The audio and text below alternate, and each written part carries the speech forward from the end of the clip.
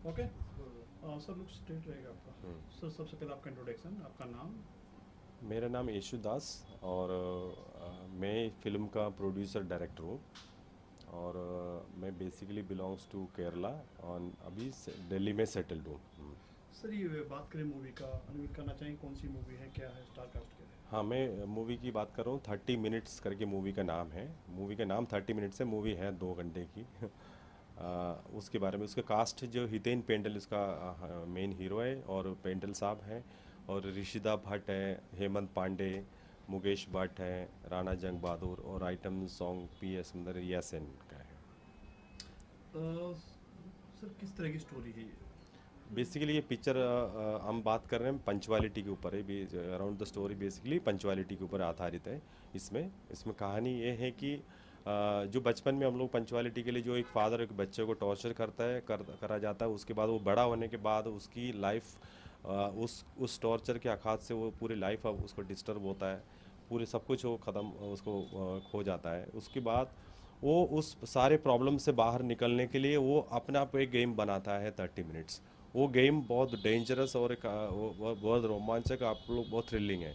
वो है फिल्म। वो फिल्म देखने के बाद आपको बोलेगा ये क्या है। और ये ज़रूर कहूँगा, ये पिक्चर देखने के बाद पंचुअलिटी में लाने के लिए हमें क्या करना चाहिए, हम क्या करते थे, ये यार पेरेंट्स को या बच्चों को और एम्प्लॉयर हर जगह पे लोगों को ये चीज़ देखना चाहिए। उनको एक प्रॉपर एक मैसेज मिलेगा हमें आगे क्या करना चाहिए थे, हम या क्या करते थे।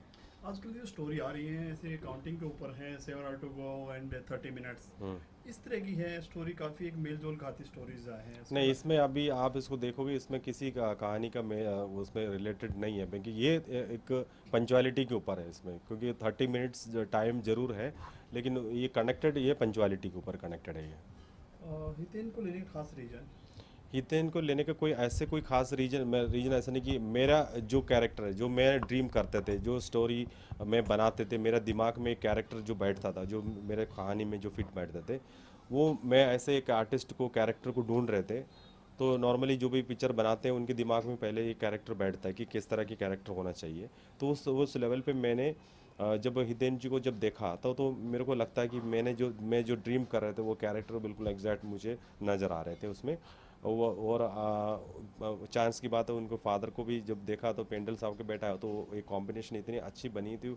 उसके बाद मुझे कोई ऑप्शन लगा ही नहीं कि ज़रूरत लगेगा कि कोई और ऑप्शन है, मतलब वो ये बेस्ट था। और वो जस्टिफाई आप पिक्चर देखने के बाद आपको भी लगेगा ये पिक्चर एक्चुअली उन्हीं के लिए बनी है, ऐसा लगेगा। बाप बेटा दोनों को एक साथ फिल्म में लेना, क्या स्टोरी की मजबूरी थी या फिर क्या था? हाँ, ये स्टोरी का स्टोरी ऐसे ही थी। इसके अंदर एक बाप बेटे की कहानी थी, और वो रियल में भी फादर बेटा होता तो और मज़ा आ गया उसमें देख करने में। कितनी अच्छी केमिस्ट्री है कि बाप बेटा साथ में है, आपको समझाना नहीं पड़ा कुछ चीज़ें, उसके बारे में मतलब पेंडल साहब का तो हम लोग तो बचपन से उनको देख के आ रहे हैं कि उनको तो कुछ समझाने की बात ही नहीं है। वो इतनी इतनी मल्टी टैलेंटेड आर्टिस्ट है पेंडल साहब, उतनी गुण और उन्होंने हितेन जी के अंदर भी है। को उसमें आप इसको उनको परफॉर्मेंस देखोगे तो आप खुद ही बोल पड़ेंगे कि मतलब ये अल्टीमेट है, मतलब उनका। पोस्टर को काफ़ी शॉर्ट में लिया गया है। एक ही पिक्चर है जो बयां करती है पूरी स्टोरी।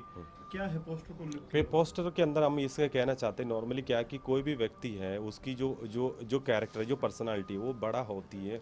बड़ा होता तो उसकी जो पर्सनालिटी है, उसकी जो बचपन में जो उसकी जो परवरिश हुई है, वो पर्सनालिटी उसके बड़ा होने के बाद झलक दिखती है। क्योंकि जो जैसे आपको पढ़ाया जाता है, जैसे उसको सिखाया जाता है, तो किसके साथ आपने रहा, किसके साथ आपने सीखा, वही पर्सनालिटी हमेशा हो एक कैरेक्टर के अंदर जो बड़ा होते हैं, तो वो उसके कैरेक्टर उसके उसको आपको दिखते हैं। उस कैरेक्टर देखने के बाद आपको लगेगा कि आप देखो एक अच्छी संगत में आप पढ़ोगे तो आपका कैरेक्टर भी आप ऐसे बनोगे ना। तो ये जो पिक्चर से, ये पोस्टर से हम ये दिखाना चाहते हैं कि वो ये बताते हैं कि जो हितेन जी है, वो उसको जो नज़र है, वो उसको जो नज़र है ना, वो अपने फादर के नज़रिया से देखते हैं। वो उनको जो बचपन में जो परवरिश मिले, वो नज़रिया वो बड़ा होने के बाद वो अपने फादर के नज़रिया से दुनिया को देखता है। ये है पोस्टर के अंदर। ये हम इस पोस्टर के जरिए भी एक बहुत सॉलिड मैसेज देना चाहते हैं। Thank you sir. थोड़ा विजुअल ले लो। पोस्टर से उठा, फिर यहाँ पे आओ, थोड़ा सा अपने लेफ्ट में जाओ। हाँ।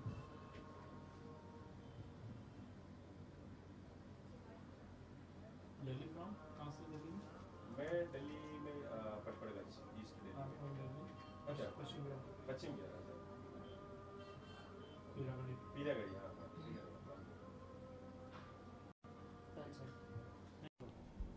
इंट्रोडक्शन, आपका नाम? मेरा नाम ब्रश शर्वरी है और इस फिल्म में आप एज ए एसोसिएट प्रोड्यूसर हूँ मैं इस फिल्म में। बात करें ऐसे प्रोड्यूसर के नाते, किस तरह की मूवी है और स्टार कास्ट के बारे में? ये एक समय की वैल्यू को लेकर के पिक्चर बनाई है यशुदास जी ने। और इसमें जो स्टार कास्ट की बात अगर हम करें तो पेंटल साहब हैं, हितेन पेंटल हैं, ऋषिता भट्ट है, रिया सेन का एक क्लब सॉन्ग है, आइटम सॉन्ग, हेमंत पांडे जी हैं, राणा जंग बहादुर जी हैं, मुकेश भट्ट हैं, और चाइल्ड आर्टिस्ट में आर्यन दुबे हैं। बहुत अच्छा काम किया है बच्चे ने जी। एज ए प्रोड्यूसर आपसे जानना चाहेंगे, कितना कमर्शियल, कितनी बिजनेस कर पाएगी मूवी? आपने क्या सोच कर इस मूवी को? देखिए, मैंने तो जब ये स्क्रिप्ट देखी तो मेरे माइंड में एक ही चीज़ थी कि ये पिक्चर बहुत अच्छे तरीके से समाज सोसाइटी में जो है टाइम की वैल्यू को दर्शाएगी। और इस पिक्चर से जो है पंक्चुअलिटी का जो लेसन जा रहा है कि किस तरीके से आज के दौर में हमें अपने बच्चों को ट्रीट करना चाहिए कि उनके मन में दहशत ना बैठे। और रही बात कमर्शियल की, तो उम्मीद है, क्योंकि इसमें गाने बहुत अच्छे हैं और कंटेंट बहुत ही अच्छा है, तो उम्मीद है कि अच्छा जाएगा।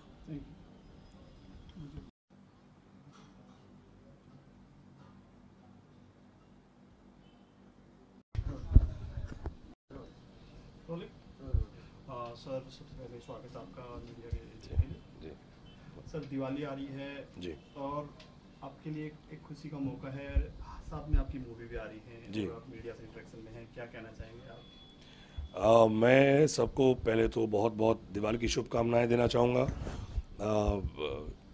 इस साल कोशिश कीजिएगा कि पटाखे कम चलाएं, थोड़ी आवाज़ कम करें, पोल्यूशन थोड़ा कम करें, और बाकी आई होप एंड प्रे कि भगवान आपकी सारी मनोकामनाओं को पूरा करे।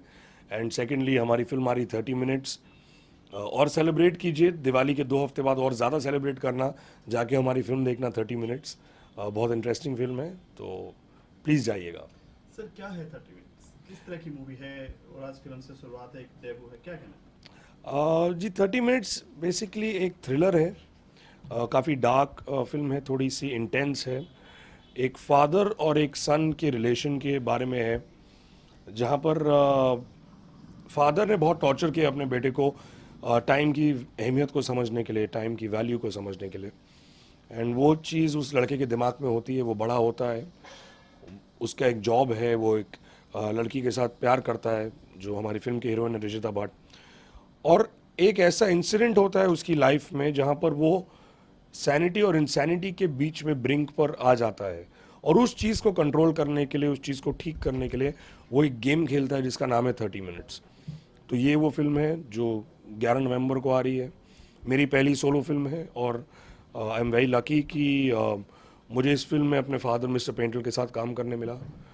तो हम off screen father and son, first time on camera father and son play कर रहे हैं। पेंटल साहब को कौन नहीं जानता, शायद ही कोई ऐसा इंडस्ट्री में होगा, बच्चे से लेके बड़े से लेके, जो नहीं जानता जी।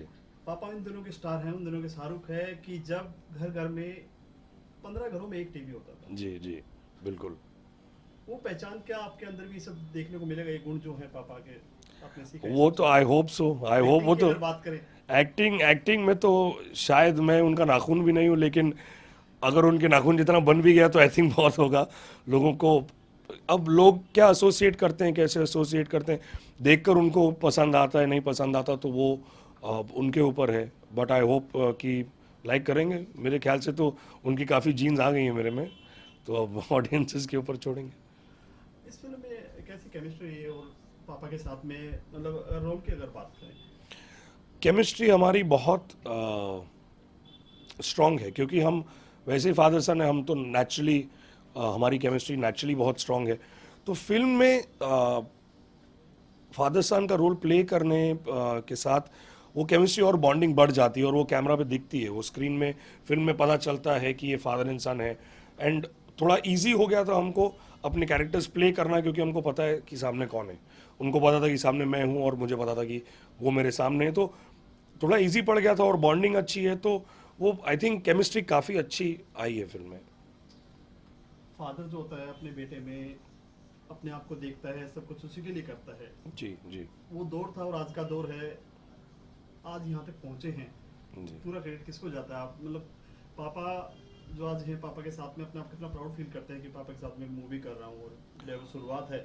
बहुत ही कम लकी लोग होते हैं जो बाप बेटा एक फिल्म में आते हैं। बिल्कुल बिल्कुल बिल्कुल। एक तो लकी होने की बात यह है कि पहली चीज़ मेरे लिए ये है लकी चीज़ कि मैं उनका बेटा पैदा हुआ। सेकेंडली अब मुझे चांस मिला है कि इस फिल्म में मैं उनके साथ काम करूं एंड होपफुली आगे भी और फिल्में करेंगे।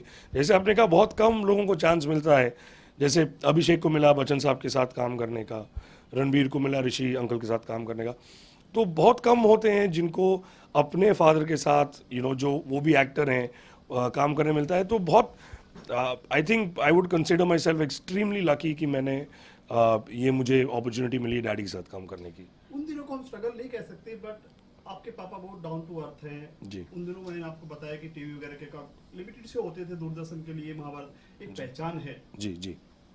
आपके अंकल की और पापा की अलग पहचान है, शायद ही कोई इंडस्ट्री को जानता होगा। तो वो चीज़ें हैं और आज अपने आप को प्रूव करना कितना मुश्किल है। वो दौर और आज के दौर में काफ़ी बदलाव आ गया है, डिजिटल का ज़माना है। जी। बहुत ज़्यादा डिफरेंस है, बहुत ज़्यादा डिफरेंस। आज कंपटीशन बहुत स्ट्रांग है। आज आप हर एक्टर को देखिए, सब जो एक्टर नहीं भी हैं सारे बॉडी बना बना के घूम रहे हैं।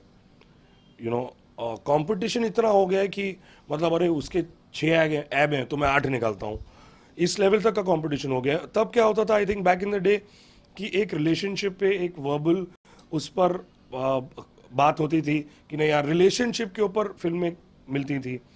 अब क्या, स्ट्रगल करते रहो पीछे पड़े रहो। अब वो रिलेशनशिप और वो सब इंडस्ट्री में बचा नहीं है। लोग कहेंगे अरे ऑफ कोर्स बेटा अगली फिल्म तो कर रहा है मेरे साथ, नेक्स्ट चीज़ आपको पता है कि वो ऑलरेडी फिल्म बना ली उसने किसी और के साथ और आप बैठे हुए। तो वो ज़माना बहुत अलग था, अब ज़माना बहुत ज़्यादा अलग हो गया है। अब आई थिंक ज़्यादा मटीरियलिस्टिक और पैसे की अहमियत को शायद ज़्यादा लोग मानते हैं अब। मतलब दिखा दिया कि पंजाबियों ने फिर बाजी मार ली है, कि बॉलीवुड में पंजाबी छाए हुए हैं।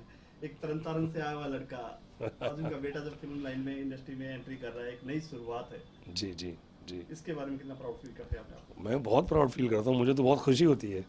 और पंजाबी तो वैसे ही रॉक स्टार होते हैं, हम तो पंजाबी और सरदार भी हैं, तो हम तो और भी रॉक स्टार हैं। और होपफुली इस फिल्म के थ्रू जो हमने किया है, जो अचीव करने की कोशिश की है, वो उसमें हम कामयाब हों और लोगों को ये चीज़ पसंद आए। और हम ये नहीं चाहते कि हम चलो 100 करोड़ 200 करोड़ की हमारी फिल्म हो, हम तो एक्सपेक्ट भी नहीं करते वो, बट हम एक्सपेक्ट करते हैं कि फिल्म अच्छी चले।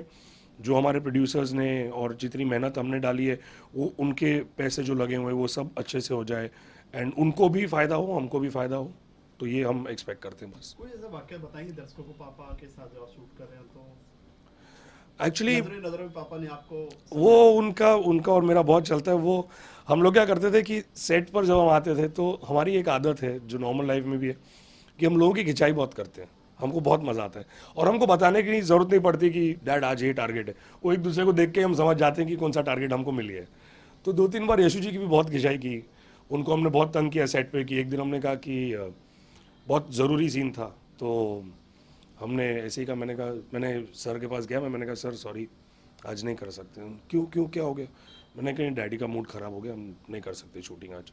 नहीं सर क्या हो गया? वो मतलब लिटरली पैर में गिर गए कि सर क्या हो गया, मेरी शूट मत छोड़ के। हमने कहा नहीं आज सॉरी होगा नहीं, देखते बाद में डेट देंगे। तो और हम पूरा 1 शॉट करने गए थे गोरखपुर में, तो जो उनकी बैंड बजाई हम लोग ने, वो बेचारे तो घबरा गए, वो बिल्कुल रोने जैसे उनकी शक्ल हो गई कि सर प्लीज़ सर मेरे साथ ऐसा मत करो। बेचारे साउथ इंडियन आदमी रोने जैसे हो गए थे।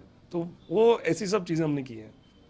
सर दर्शकों से क्या कहना चाहेंगे? आपकी मूवी है और इसके बारे में क्या अपने दर्शकों से क्या मैसेज देना चाहेंगे सर के बारे में? मैं उनको ये कहना चाहूँगा कि हर एक्टर, हर इंसान जिसकी फिल्म आती है, वो हमेशा कहता है यार हमारी फिल्म बहुत अलग है, इसमें म्यूज़िक है, ड्रामा है, ये वो है।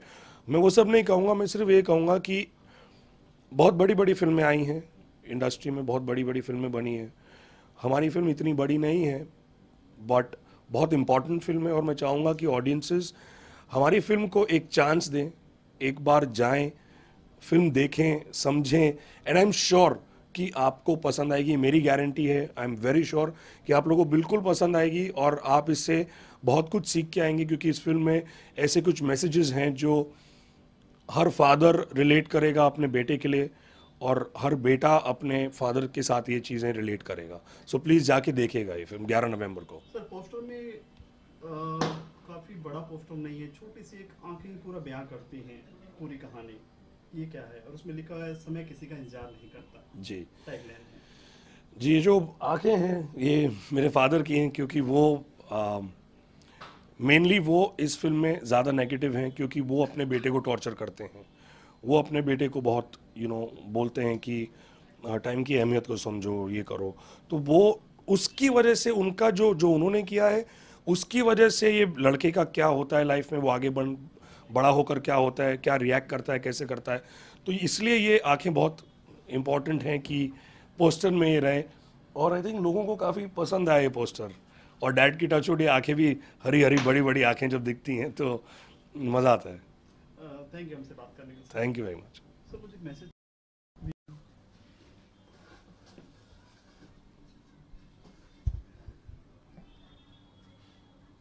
एक दौर आ गया सर, पंजाबी काफ़ी मोस्टली सेलिब्रिटी पंजाबी हैं। और पहले भी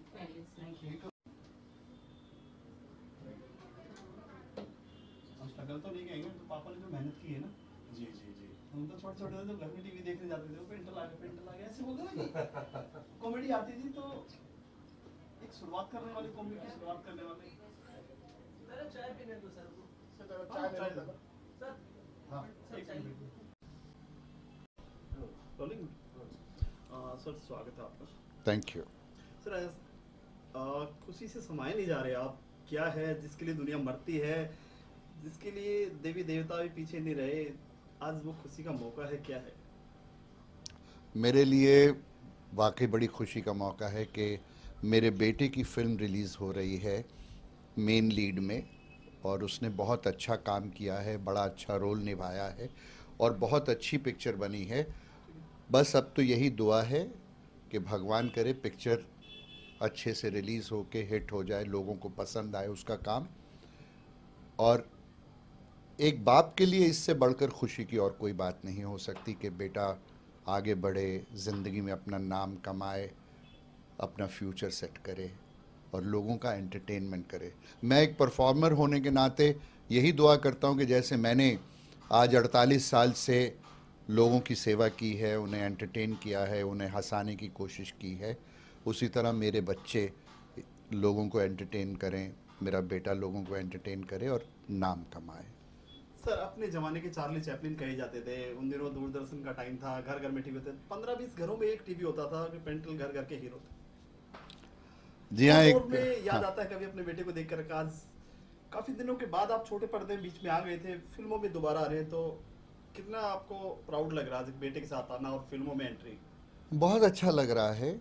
और फिल्मों से मैं कभी गया नहीं था, हाँ ये था कि कम हो गया था काम, तो इसलिए छोटे पर्दे पर भी आता रहा। लेकिन एक कलाकार को अच्छे रोल छोटे पर्दे पे मिले या बड़े पर्दे में मिले, उसके लिए वही बहुत ज़रूरी है, उसकी सेटिस्फेक्शन है। लेकिन आज एक इतनी अच्छी फिल्म, इतना अच्छा सब्जेक्ट, और वो भी अपने बेटे के साथ करके बहुत मज़ा आ रहा है, बहुत अच्छा लग रहा है। और बस एक यूँ समझ लीजिए कि मुझे लगता है कि हर दिन मेरा दिवाली हो रहा है। सर तरन तारण से आया हुआ एक लड़का, पंजाबी लड़का, दिल्ली से यहाँ, और इतना बड़ा मुकाम हासिल करना, दोनों भाइयों ने, अलग पहचान है महाभारत से, शिखंडी भाई की पहचान अलग है। तो क्या कहना चाहेंगे इसके बारे में कि पेंटल एक कॉमिक स्टार्ट कर, आज जो बड़े बड़े रियलिटी शो चल रहे हैं, कॉमिक की शुरुआत करने वाले आप ही हैं बॉलीवुड में? नहीं, ऐसा तो नहीं है कि कॉमेडी की शुरुआत की थी। हाँ ये है कि कॉमेडी में अपना एक अलग स्टाइल लाने की वजह से लोगों को पसंद आया। मेरी बॉडी लैंग्वेज, मेरी कॉमिक टाइमिंग बहुत पसंद आई लोगों को। और बाकी जहाँ तक बात है कि पेंटल ने शिखंडी और शकुनी के रोल किए महाभारत में और बाकी एंटरटेनमेंट किया, तो वो एक ऊपर वाले की कृपा है कि हमें ये टैलेंट बख्शा कि हम सबकी सेवा कर सकें। तो अच्छा है, मज़ा आ रहा है। और मैं तो ज़िंदगी को डे टू डे लेता हूँ। आज का दिन अच्छा गुजर गया, अब कल के दिन की तैयारी, तो पीछे मुड़ के नहीं देखता, आगे ही देखता हूँ। और भगवान करेगा इसी तरह हम पूरी शिद्दत से, पूरी सिंसेरिटी से आपका एंटरटेनमेंट करते रहेंगे। सर 40 साल पहले वाला, 40-50 साल पहले, आज भी वही पेंटल जो टीवी पर्दे में था वो याद सेम है? फिटनेस का कैसे आप ही मेंटेन करते हैं? ये फिटनेस का बेसिकली मैं आपको सच बताऊं तो ये है कि मुझे अपने काम से जो ऊर्जा मिलती है, जो मज़ा मिलता है, जो एनर्जी मिलती है, वो काम की वजह से मिलती है। क्योंकि मेरे लिए मेरा काम मेरी तपस्या है, मेरी पूजा है।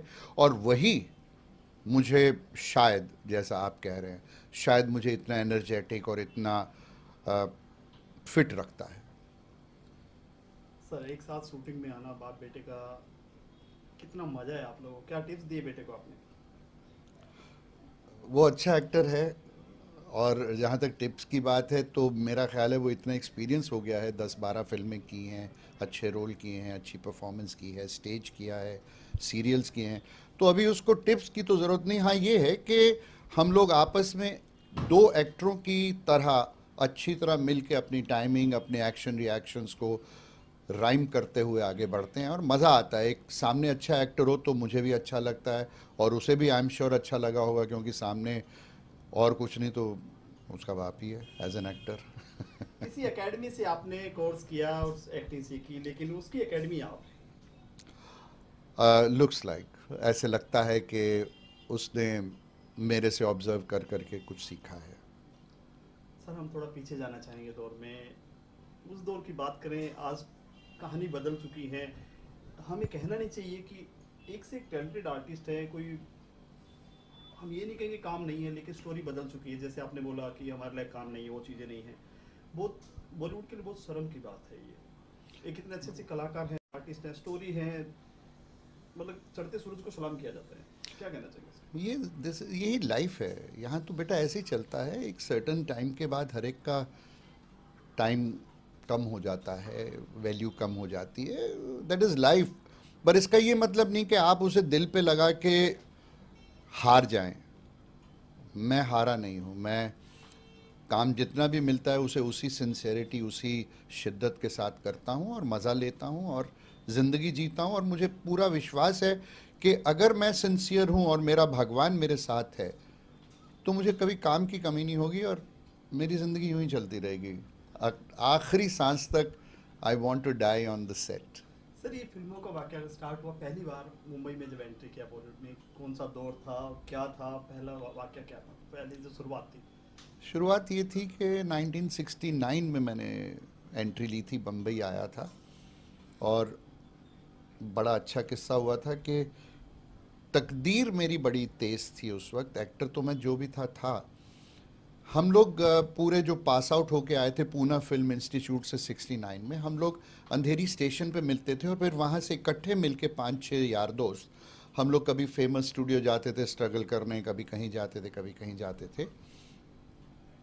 तो एक दिन हम लोग रेलवे स्टेशन, अंधेरी रेलवे स्टेशन पे मिले, तो सब ने कहा कि यार हमारे यहाँ पर फाइनल एग्ज़ाम्स लेने के लिए आत्माराम जी आए थे, गुरुदत्त जी के छोटे भाई, और वो पिक्चर प्लान कर रहे हैं न्यू कमर्स के साथ, तो हम लोग उन्हें मिलने चलते हैं। तो मैंने कहा नहीं यार मैं नहीं जा रहा, मैं तो वहाँ फेमस स्टूडियो जाऊँगा, वहाँ FC मेहरा साहब हैं, ये हैं, वो हैं, मैं वहाँ जाने वाला हूँ। तो वो लोग उतर गए, मैं गाड़ी में बैठा रहा, और गाड़ी चल पड़ी। अचानक मुझे पता नहीं क्या हुआ, मैं चलती गाड़ी से कूद गया, और मैंने कहा चलो मैं भी आता हूँ। तो यकीन मानिए वहाँ जाकर आत्मा जी से मिले, उन्होंने कहा हम तुम्हारा कल टेस्ट लेंगे, क्योंकि ये डांस के ऊपर फिल्म है, तो जो डांस अच्छा करेगा हम उसको ले लेंगे। अगले दिन हमारा ऑडिशन हुआ, मैंने डांस किया। पहला लड़का जिसने डांस किया वो मैं था, और आत्मा जी को इतना पसंद आया कि मुझे उन्होंने अपने साथ कुर्सी मंगा के कुर्सी पे बिठाया और कहा कि अब तुम मेरी हेल्प करो आगे के स्टूडेंट्स को, एक्टरों को सेलेक्ट करने के लिए। तो मेरे लिए बहुत बड़ी बात थी। और फिर मुझे आया कि मेरा वक्त अच्छा था, जो उस वक्त मैं चलती गाड़ी से उतर के आ गया, अगर मैं नहीं आता तो शायद ये मौका मेरे हाथ से निकल जाता। तो ये एक बड़ा इंसिडेंट इम्पॉर्टेंट अच्छा हुआ मेरे लिए, जिससे कि मेरा करियर शुरू हुआ। और उसके बाद 1, 2, 3, 4, 5 एक के ऊपर एक फिल्में मिलनी शुरू हो गई और फिर मुझे पीछे मुड़ के देखना नहीं पड़ा। लगता है पंजाबी पिछले जन्म से लिखवा कर आते हैं बॉलीवुड में। चाहे यश चोपड़ा हो, बी आर चोपड़ा हो या धर्मेंद्र हो, क्या कहना चाहेंगे इसके बारे में? पंजाबी भी खून खून में रंग में बसा रहता है। मैं तो यही कहना चाहूँगा कि पंजाबी क्योंकि दिल के साफ होते हैं, जिगर बड़ा होता है, दिल वाले होते हैं, तो इसलिए भगवान भी उनका साथ देते हैं। क्योंकि अगर आप टैलेंटेड हैं, सिंसियर हैं, डिवोटेड हैं, डेडिकेटेड हैं और सबसे बड़ा भगवान आपके साथ है, तो दुनिया की कोई ताकत रोक नहीं सकती। और ये पंजाबी किसी तरह भगवान को भी फोर्स कर रखते हैं कि पाजी मेरी मददकारी दो, वाहे गुरु आ जाओ। सर अक्षय कुमार को ले लो, शक्ति कपूर को ले लो, गुलशन ग्रोवर, सब दिल्ली से निकले हुए हैं। बिल्कुल। कितना अच्छा लगता है जब एक कभी जहन में आता है कि अगर दिल्ली से निकले यहाँ पे सब लोग हैं बॉलीवुड इंडस्ट्री के। इन सबको देख के छाती चौड़ी हो जाती है। और मैंने तो खैर सबके साथ काम किया, शुरू से देव साहब, राज साहब, सबके साथ काम किया और बहुत अच्छा लगता है कि हमारे पंजाबी लोग इतना अच्छा काम कर रहे हैं, इतना अच्छा नाम कमा रहे हैं, छाती चौड़ी हो जाती है फ़ख्र के साथ। सर अब भी आपका खुद का फ्लैट है, सब सेटल है, सब कुछ है। आपके टाइम में ये सब चीज़ें नहीं थी। अगर बात करें, कभी मुंबई जो है सपनों का शहर है। पेंटल एक सपना लेकर आया था मुझे हीरो बनने, अपने बजाय ट्रेन से कूद गए थे। कभी आपको लगा कि मुंबई से वापस चले हार के किचनों नहीं निकल जाते हैं? कभी ऐसा कोई वाकया, स्ट्रगल का वाकया बताइए। एक सेकंड के लिए नहीं आया दिमाग में, क्योंकि मुझे अपने पे और अपने भगवान पे बड़ा भरोसा था और बस उसी का नाम लेके मैं हर काम करता था। बीच में अच्छे बुरे दिन भी आए, लेकिन मुझे मालूम है मेरा भगवान मेरे साथ है और कभी प्रॉब्लम नहीं हुई कि ये सोचें कि शहर छोड़ के चले जाएंगे, ये काम छोड़ के चले जाएंगे। तक कभी नहीं हो सकता। मुंबई रुलाती है, एक दो फटके देती है कि बॉम्बे जो हार गया, जो 6 महीने रुक गया, कहावत है कि 6 महीने रुक गया, लेकिन बॉम्बे सर पे भी चढ़ाती है। आज मेरे जैसे अदना इंसान को जो सर पे चढ़ाया है, जो पूरी दुनिया का प्यार मिला है, मैं कैसे भूल सकता हूँ? ये बॉम्बे की वजह से ही हुआ है और बॉम्बे मेरी जान, बहुत सही बात है, बॉम्बे इज मेरी जान। सर आई थिंक टुनटुन के साथ आपने काम किया है। हाँ, टुनटुन के साथ। हाँ, टुनटुन जी के साथ बहुत काम किया मैंने, शोज भी बहुत किए, एक्टिंग भी बहुत की है और हम लोग बहुत क्लोज भी थे, बहुत प्यार करती थी मुझे। कोई ऐसा पुराना वाकया दर्शक शेयर करेंगे सर? काफी दिनों के बाद आपका इंटरव्यू चल रहा है, कोई ऐसा वाकया जब? ऐसे काफ़ी वाकये हुए, लेकिन ये है कि उनके साथ काम करने का बड़ा मज़ा आता था, क्योंकि वो इतनी उम्र के बाद भी, इतने एक्सपीरियंस के बाद भी काम में बिल्कुल न्यू कमर की तरह रहती थी और जब भी शूट करती थी तो वो कुछ ना कुछ क्रिएट करने में लगी रहती थी और फिर उनका ये होता था कि मैं आगे बढ़ के सब कुछ कर लूँ। तो वो उनकी जो एक फ़ाइट थी अच्छा परफॉर्मेंस करने की, वो मुझे बहुत पसंद थी और मैं भी हमेशा उनको और उकसाता था और उनको चढ़ाता था ताकि और मस्ती करें और मज़ा लें और अच्छा काम हो। बड़ी प्यारी लेडी थी, बहुत कंसर्न दिखाती थी, प्यार करती थी, मस्ती करती थी, सारा दिन सेट पे मस्ती होती थी। आई लव्ड हर, बहुत अच्छी थी। सर आपने कॉमिक में क्यों चुना? आप हीरो बनने के लिए कभी नहीं, क्यों? क्योंकि मैं जब मैंने रग रग में बसती थी, कॉमेडी कहाँ से शुरुआत की? कॉमेडी आपको लगा कि कॉमेडी में आना चाहिए? काफी मेरा क्या हुआ, मैं जब पूना इंस्टीट्यूट में गया था तो वहाँ ट्रेनिंग लेने के बाद मुझे अपने बारे में बड़ी क्लैरिटी आ गई थी, सेल्फ अवेयरनेस जिसे कहते हैं। मैं अपने आप को समझ गया था और मैं ये समझ गया था कि मेरी हाइट, मेरी पर्सनैलिटी, मेरी शक्ल, मेरी टाइमिंग, मेरा टैलेंट, जो कुछ भी है इस वक्त सबसे ज़्यादा कॉमेडी में है। और उन दिनों इंडस्ट्री में ये होता था कि अगर आपको इंडस्ट्री ज्वाइन करनी है तो आपको एक ढूंढना पड़ता है जॉनर कि मैं कौन सी जगह पे फिट होता हूँ और उसी में ट्राई करने से काम जल्दी मिलने की आशा थी। तो इसलिए मैं शुरू से ही ये डिसाइड करके आया था कि मैं जब एक्टर बनने जाऊंगा तो मुझे कॉमेडियन बनना है। तो मैंने अप्रोच भी ये किया था कि जी मैं कॉमिक रोल करना चाहता हूँ, तो इसलिए मुझे आत्मा जी के वहाँ भी कॉमिक रोल मिला, लाल पत्थर में, यार मेरा में, शुरू की सारी फिल्मों में मुझे कॉमिक रोल मिला और फिर मेरी कॉमेडी लोगों को पसंद आनी शुरू हुई। तो फिर 1 से 2, 2 से 4, 4 से 8 अच्छे रोल कॉमिक के मिलते गए। लेकिन आने से पहले मेरी क्लैरिटी बहुत सही थी कि मैं सिर्फ कॉमेडियन बनना चाहता हूँ। बाद में ओम प्रकाश जी जैसे महान एक्टर जिन्होंने बाद में इमोशनल रोल्स भी किए, सब तरह के रोल किए, मैं भी उनको अपना एक आइडल बना के आगे आया था कि कॉमेडी के बाद मैं भी धीरे धीरे डिफरेंट रोल करूंगा, जो मैं आज कर रहा हूँ। कॉमेडी सर आप करते नहीं थे, आपका चेहरा ही ऐसा है कि आप आंखों से भी आप चेहरा ऐसे ऐसे बना के, वो भी एक अलग तरह की कॉमेडी थी, मतलब बिना बोल के भी आप दर्शकों को हंसा देते। वो इसलिए कि मैं हिंदुस्तान के one of the best mime artist हूँ मैं, और माइम होता है मूक अभिनय, तो मेरा उसमें भी महारत है। तो एक माइम होने के नाते मैं उस माइम को अपने कैरेक्टर्स में ऐड करके एक नया मज़ा, एक नया फ्लेवर लेके आया था। इस फिल्म में क्या आप कॉमेडी में हैं? नहीं नहीं नहीं नहीं, नहीं, बहुत सीरियस और साइकिक कैरेक्टर है, जो पागलपन की हद तक है, और जो अपने बेटे को अपनी बात मनवाने के लिए इतना साइक कर देता है कि वो पागलपन की हद की जो लाइन है तकरीबन उस तक पहुंच जाता है। तो ये बड़ा ही अलग कैरेक्टर है, इसीलिए मैंने कहा कि मुझे ये कैरेक्टर करने में बहुत मज़ा आया, बहुत चैलेंजिंग रोल था।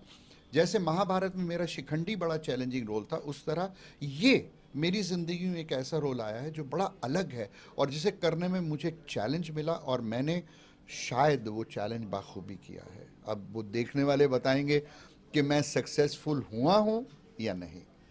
50 साल काम करने के बाद आज भी आप कह रहे हैं कि मैं सक्सेसफुल हुआ हूँ कि नहीं, मतलब बेटे के आगे आज भी आप झुके हुए? हर बाप बेटे के सामने तो झुकता ही है, ये और कुछ रीज़न नहीं है, सिर्फ एक, मतलब आप अपनी एक्टिंग पर भी शक कर रहे हैं आज अपने बेटे के सामने? नहीं ऐसा नहीं है, मुझे मालूम है पसंद आएगा लोगों को, लेकिन बेटा मेरा बड़ा अच्छा एक्टर है, एंड एज एन एक्टर अच्छा चैलेंज दिया उसने मुझे, अच्छा काउंटर दिया सामने से, और फिर एक बाप के लिए बेटे से बढ़कर कुछ नहीं होता। सर शिखंडी की पहचान आपको कितना बड़ा प्लेटफॉर्म दिया? शिखंडी की अगर बात करें, शिखंडी की पहचान ने मुझे बहुत बड़ा प्लेटफॉर्म दिया। मैं लोगों के जहन में ये आया कि इसको हम कोई भी कैरेक्टर अगर देंगे तो पेंटल बाखूबी कर सकता है। ये जो एक पॉइंट उन दिनों शुरू हुआ, उससे मुझे लोगों ने रिस्क लेके अलग अलग रोल देने शुरू किए। दोनों भाइयों को मैथोलॉजिकल के लिए जाना जाता है, भांजे काफ़ी डायलॉग काफ़ी फेमस रहा था, तो कितना प्राउड होता है जब आप सुनते हैं कहीं भी जाते हैं कि वो महाभारत वाले? बिल्कुल, मेरे लिए तो वही बात होगी कि उन्होंने नहीं, मैंने किया है, और मेरी अचीवमेंट मेरे लिए नहीं उनके लिए है। तो एक भाई होने के नाते हमारे लिए तो इससे बढ़कर और क्या बात हो सकती है कि मेरे भाई की इतनी तारीफ़ हो रही है, या मेरी उनकी नज़र में मेरी तारीफ़ हो रही है, या हमारे बेटे की तारीफ़ हो रही है। तो ये तो फैमिली में है, तो ऐसा लगता नहीं है कि हम अलग हैं, हम एक हैं, और जो भी अच्छा हो रहा है वो हम सब के साथ हो रहा है। सर महाभारत जो काफ़ी हिट हुई है, महाभारत के लिए दोबारा बनाना चाहा लोगों ने, 2-3 बार बनी, लेकिन वो चीज़ें नहीं रही, बन ही नहीं सकती, क्योंकि उस वक्त जो दिल से निकली थी बात वो दिलों तक पहुंची। जिस तरह रवि चोपड़ा साहब ने, BR चोपड़ा साहब ने उसको जिंदा किया, राही मासूम रजा साहब ने उसको जिंदा किया, वो अब मुश्किल है। वो बिल्कुल आत्मा से निकली हुई बात है, और महाभारत दोबारा बन सकती है, मैं ये नहीं कहता नहीं बन सकती, लेकिन वो जो दिल की बात है, वो जो रूहानी बात है, वो जो आत्मिक बात है, वो नहीं आ सकती। कभी आप बैठ के देखते हैं अपने जो आपने एक्ट किया था महाभारत? हाँ बिल्कुल देखता हूँ, और अच्छा लगता है, और कई बार तो सरप्राइज होता है कि हाँ इतना अच्छा मैंने कैसे कर दिया। थैंक यू सर हमसे बात करने के लिए। Thank you, God bless you, thank you. थोड़ा लंबा लीजिए। मेरे फोटो नहीं कर सकते?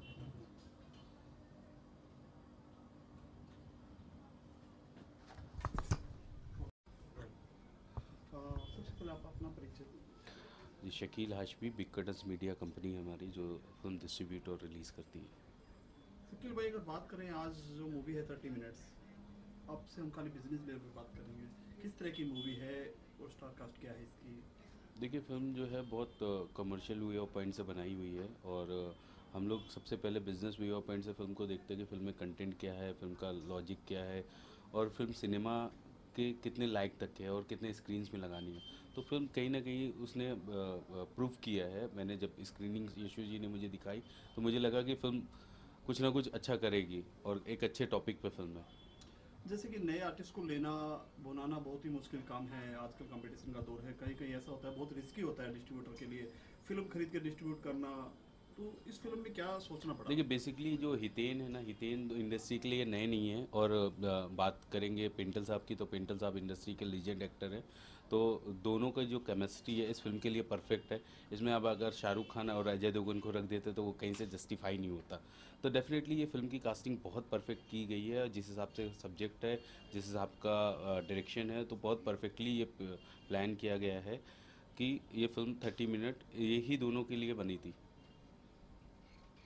जब पहली बार आपको स्टोरी सुनाएगी तो क्या जहन में आया? बेसिकली मैंने स्टोरी नहीं, मैंने फिल्म का प्रोमो देखा। मैं दिल्ली गया था तो डायरेक्टर ने मुझे एक प्रोमो दिखाया और बोला कि इसको मैं कॉर्पोरेट के साथ प्लान कर रहा हूँ, किसी कॉर्पोरेट कंपनी के साथ प्लान कर रहा हूँ कि मैं रिलीज़ करने की प्लानिंग। तो उनको कहीं से पता चला कि ये डिस्ट्रीब्यूट करते हैं, इनकी भी अपनी कंपनी है। तो मैंने अपना परिचय बताया, तो उन्होंने मेरी प्लानिंग देखी और उनको बहुत अच्छा लगा।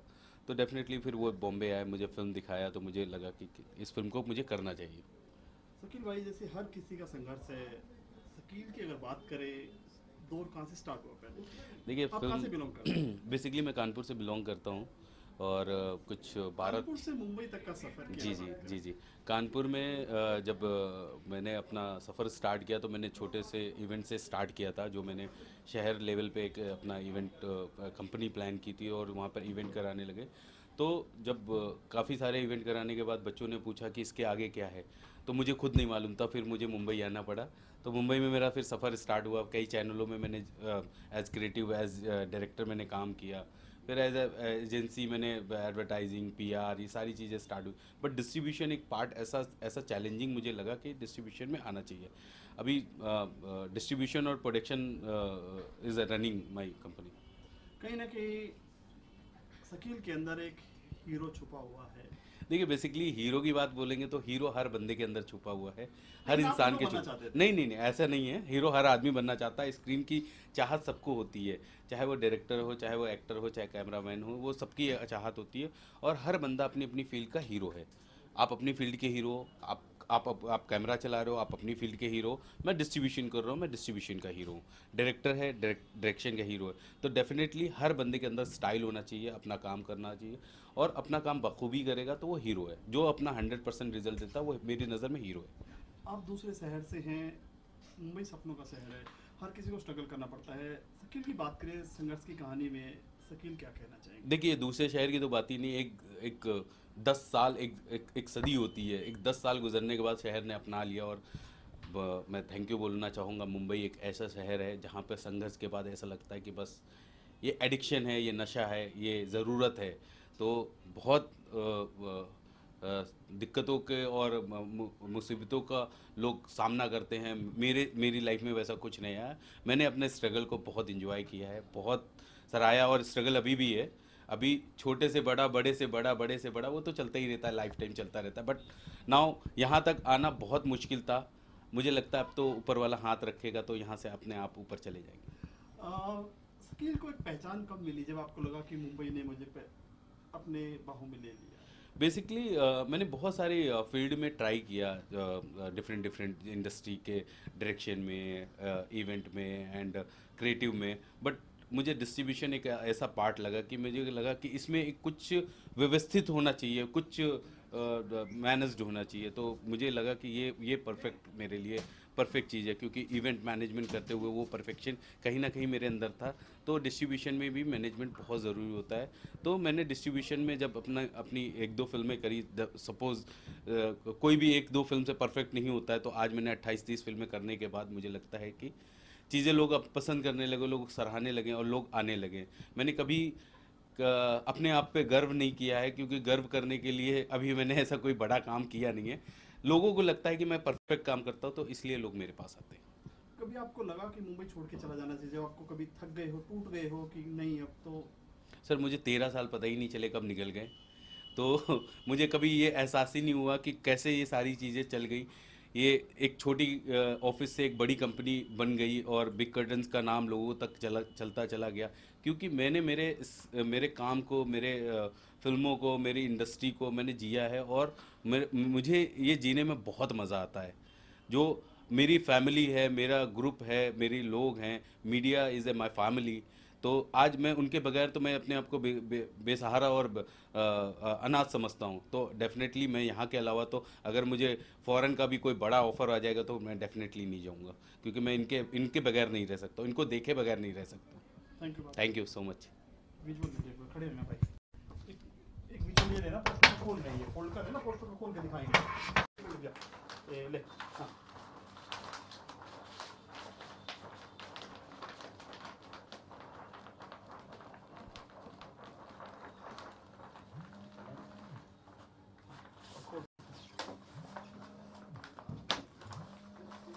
हाँ